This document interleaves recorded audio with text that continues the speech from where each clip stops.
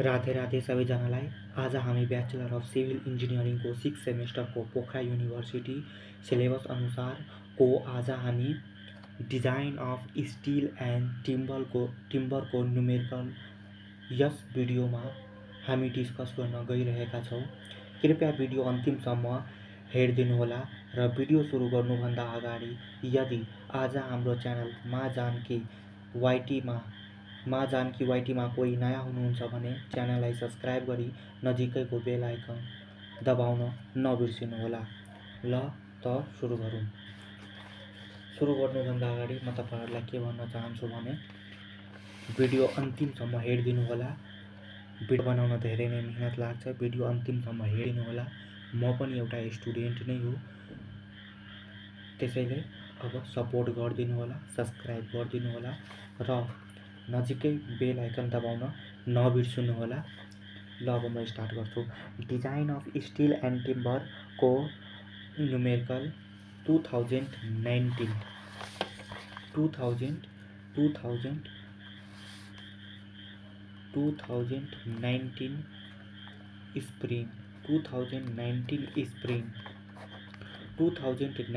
स्प्रिङको question म अहिले गर्छु, त्यसैले तपाईहरु ध्यानपूर्वक हेरिदिनुहोला।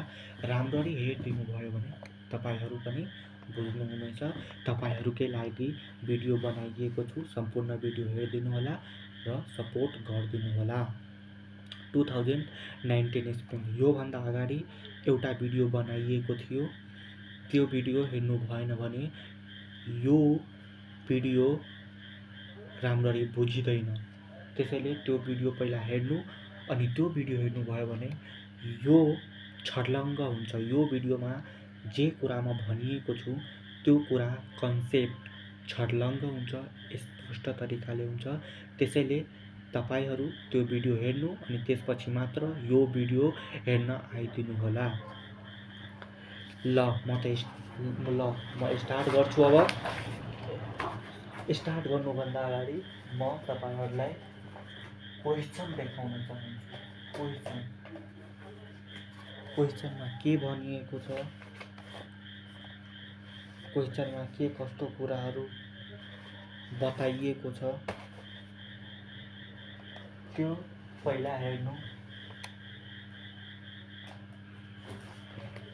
त्यो क्वेसन पहिला हेर्नु अनि क्वेसन राम्ररी पढ्नुभयो भने तपाईहरु राम्ररी बुझ्नुहुन्छ। पहिला question is important, note the answer is important, question is important. Question पढ्नुभयो भने तपाईहरु एन्सर पनि बुझ्नुहुन्छ र त्यही अनुसार क्वेसन पढ्ने बानी भयो भने अगाडि पनि तपाईहरुलाई धेरै मद्दत गर्छ। धेरै ढिला भइसक्यो, अब म स्टार्ट गर्न गइरहेका छौँ। 2019 स्प्रिङ 5A पोखरा युनिभर्सिटीको फाइनल इक्जाममा आइएको थियो। 2019 स्प्रिङमा पोखरा युनिभर्सिटीमा आइएको थियो। यो 2019 स्प्रिङ हेर्न सक्नुहुन्छ। पोखरा युनिभर्सिटी 2019 स्प्रिङको 5A मा क्वेसन सोधिएको छ। यो क्वेसन छ 5A मा क्वेसन सोधिएको छ। Design a bolted butt joint to connect two plate of thickness 14 mm and 22 mm. Consider FE 410 grade of steel plate and M16 bolt of grade 4.6. The joint has to transfer surface load of 200 kN. Design a bolted board छ। यहाँ के छ भने bolted के भनेको छ भने यता बोल्टेड बोर्ड। अब बोल्टेड बोर्ड तपाईहरु पढ्नु भएको छ कि छैन त्यो त अब म भन्न सक्दिनँ, तर बोल्टेड एउटा बोल्टेड बोर्ड हो। के गर्छ भने एउटा यो जोइन्ट बोल्टेड बोर्ड जोइन्ट। अब बोल्टेड बोर्ड जोइन्टको कुरा भएको छ भने म तपाईहरुलाई थ्योरी पनि देखाइदिन्छु। हुन त म थ्योरी देखाउँदिनँ, तर म थ्योरी पढाउँदिनँ, तर यो बोल्टेड बोर्ड धेरै नै इम्पोर्टेन्ट छ, धेरै नै न्युमेरिकलमा सोधिएको छ। त्यही भएर म बोल्टेड बोर्डको कुरा यहाँ गर्न चाहन्छु। तपाईहरु हेर्न सक्नुहुन्छ बोट joint. butt joint. These joint members connected are placed end to end, and the connection is made by providing a cover plate and one or both sides of the joint. If the cover plate is provided on one side, it is called single cover butt joint. If the cover plate is provided on both sides, it's called double cover butt joint as shown in figure. अब यो के छ भने single cover but joint, single bolted single cover but joint यो single को लागि भयो र single bolted double cover but joint यो सिंगल बोल्टेड तर डबल यो सिंगल बोल्टेड छ, सिंगल बोल्टेड तर सिंगल कभर पनि सिंगल, तर यो सिंगल बोल्टेड तर डबल कभर बट जोइंट। बुझ्नुभयो होला तपाईहरु। अब अर्को के छ भने double bolted double cover but joint, double bolted अनि डबल कभर बट जोइंट। ठीक छ। अब यो नोमिनल डायमिटर यो त तपाईहरुको लागि कमन नै भइसकेको होला।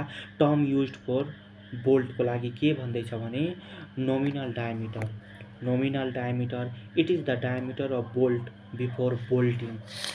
नोमिनल डायमिटर भनेको सानो डी, नोमिनल डायमिटर भनेको सानो डी के छ भने सानो डी। अब ग्रस डायमिटर भनेको डी नोट भयो, त्यसपछि पिच भयो, त्यसपछि एज डिस्टेंस भयो। योहरू तपाई थ्योरीमा पढ्न सक्नुहुन्छ, यो तपाई। अब म फेरि न्यूमेरिकलको तरफ जाँदैछु। न्यूमेरिकल पढ्नु भयो भने यो च्याप्टर यो सब्जेक्टमा न्यूमेरिकल नै धेरै सोध्छ, थ्योरी पनि सोध्दैन त्यो भनेको हैन, थ्योरी पनि सोध्छ तर कम सोध्छ। अब तपाईहरु क्वेशन हेरिसक्नु भएको होला। ल क्वेशन पढेर पनि म सुनाइसकेको छु तपाईहरुलाई। त्यसैले अब त्योबाट मैले फिगर बनाएँ, यता 22 mm भयो। त्योबाट मैले के बनाएँ भने त्योबाट मैले फिगर बनाएँ 22 mm भयो अनि यो भयो 14 mm। गिभन लेखे FU 410 न्यूटन पर mm², D भनेको 16 mm र FUB भनेको 400 न्यूटन पर mm²। फ्याक्टर लो 1.5 × 200 हरेक पल्ट 1.5 ले मल्टिप्लाई गर्ने। 200 गिभन नै छ, 300 किलोन्यूटन। एज्युमिङ अब योमा एज्युम गर्नुपर्छ, के गर्नुपर्छ भने एज्युम गर्नुपर्छ। Assuming the thickness of cover plate भनेको 6 mm। मैले के गरेँ भने 6 mm गरेँ अनि डी नोट इक्वल टू 16 + 2 भनेको 18 mm भयो। अब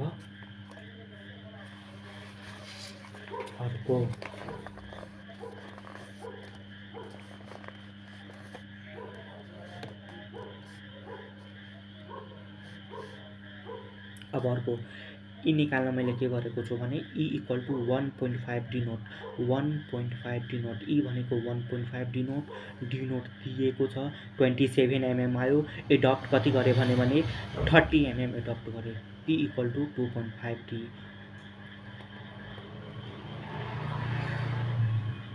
पी भनेको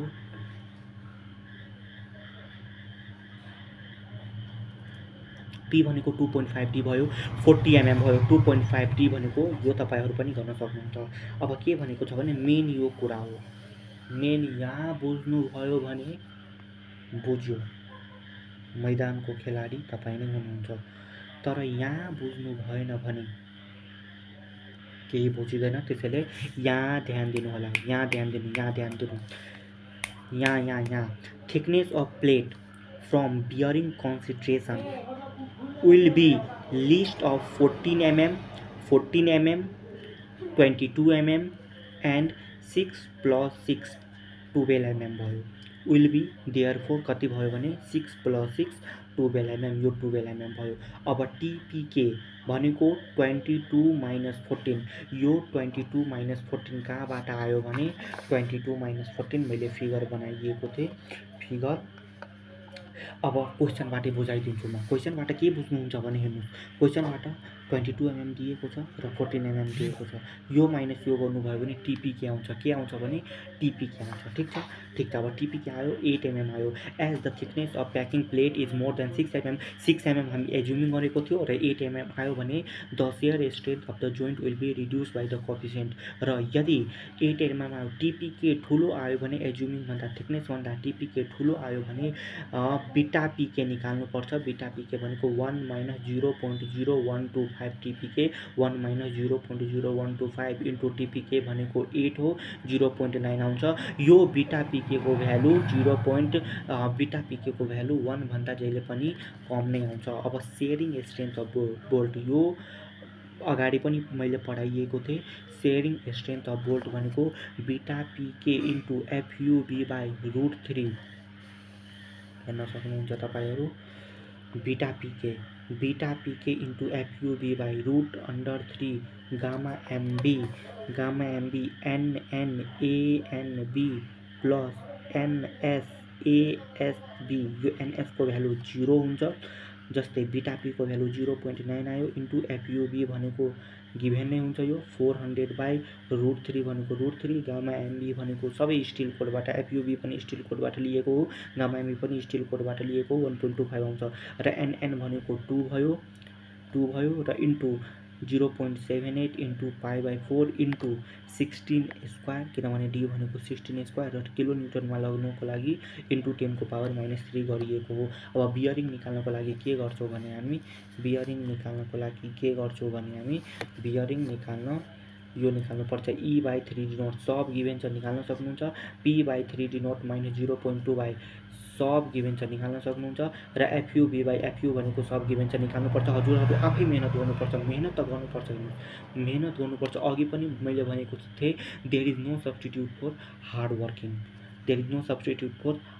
work. Hard work beat talent when talent does not hard work. त्यसैले मेहनत त गर्नै पर्छ, प्र्याक्टिस गर्नै पर्छ. म कन्सेप्ट लिनु तपाईहरु. अब यो केबी भनेको के हो भने लिस्ट भ्यालु भनेको सबभन्दा कम. यो 3 वटा छ नि, त्यो 3 वटा मध्ये कसको कम छ? 0.556, 0.490 र 0.975. यो तीनटै मध्ये कुन कम छ? 0.490 कम छ. अब बियरिङ स्ट्रेन्थ भनेको 2.5 KB DT FU by gamma MB. 2.5 भनेको 2.5 इन्टु KB भनेको 0.49 इन्टु DT भनेको 16 इन्टु D भनेको 16 र T भनेको 12. 6 प्लस 6 गरेको थिएँ, याद आयो? 12 गरेको थिएँ. 12 इन्टु FU भनेको कति हो भने FU भनेको 410 र किलो न्युटनमा लानु इन्टु 10 को पावर -3 गरे.